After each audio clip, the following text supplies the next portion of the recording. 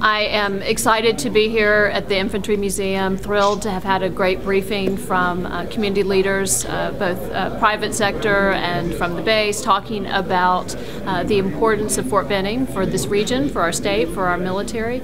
And I am setting out across the state to talk and meet with people about how we can create the kind of bipartisan leadership and stewardship that Georgia has traditionally had with leaders like Carl Vinson and Richard Russell and my father, and my firm commitment to really stand up for our bases, to join the Armed Services Committee, and to provide the kind of leadership that will continue to steward these bases and ensure that they not only are sustained but grow.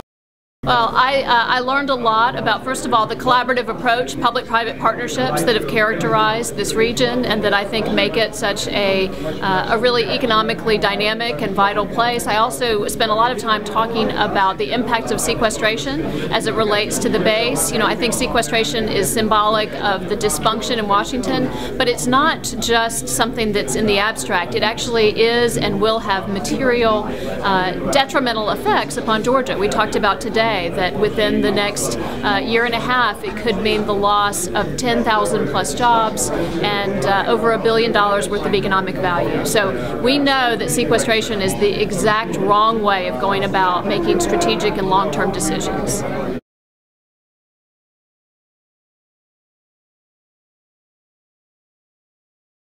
The kind of reductions that are manifest in the sequestration and that have just been talked about are a result of, again, the dysfunction in Washington, the lack of collaboration, the lack of a capacity to make strategic choices.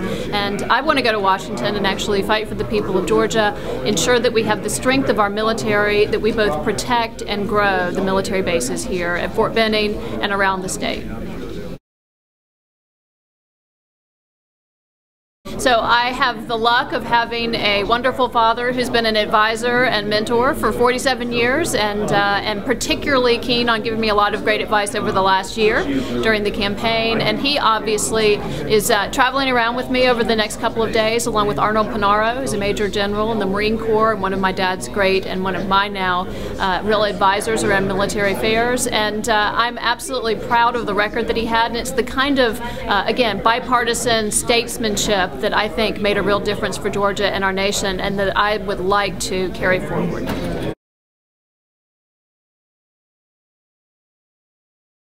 When you look at the impact of these cuts, I think that they are devastating. They really will have an enormous impact upon this region, and also a real ripple effect. So, you know, we know that Georgia depends upon our military bases from an economic perspective, that the nation depends upon these bases from a national security perspective. There's over $20 billion worth of economic value to our bases. We need to send people to Washington that understand the import of military affairs and also of the strong tradition that we've had in Georgia of military leadership. Regardless.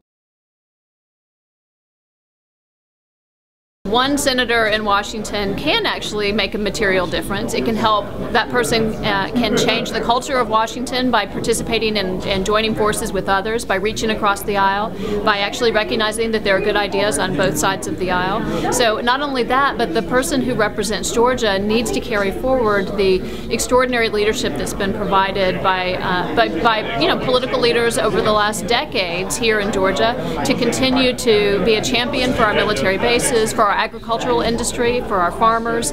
So we know that whoever we send to Washington will have and make a real difference around issues that matter to Georgians' lives.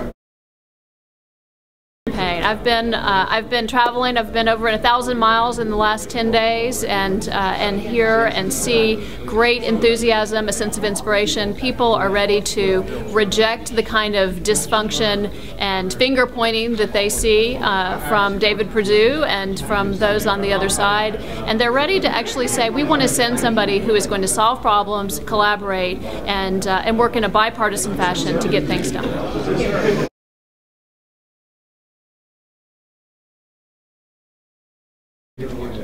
Well, I have said that our campaign, I'd always hoped that we would be transparent and open, but I had never intended for it to go that far. But we're moving forward. I really haven't had voters ask me about this at all. This is again more of the kind of partisan sort of fighting that people are really tired of. And what they really want to talk about are jobs, economic opportunity, how are we ensuring that we're educating and investing in our kids, and how are we tackling the long-term debt to make sure that we're passing on a stronger nation and economy for our children and the next generation. That's what people care about, and that's what I'm talking to Georgians about.